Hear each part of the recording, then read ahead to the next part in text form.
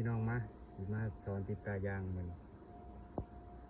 อันดับแรกเขาก็กรีดหน้าก่อน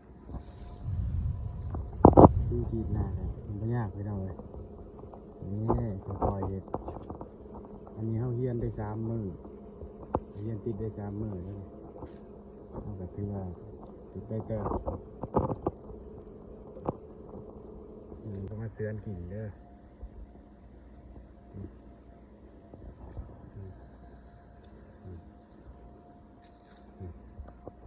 แต่งคางหน่อยหนึงเพื่อความงามเพื่อความลงตัวหลังจากแต่งคางแล้วเขาก็สีกเลย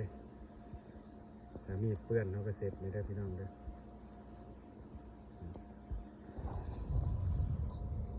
สนใจ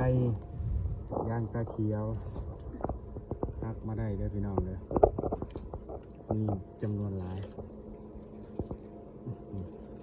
ยางงามเลยต้าใหญ่ๆแน่นๆเลยพี่น้อง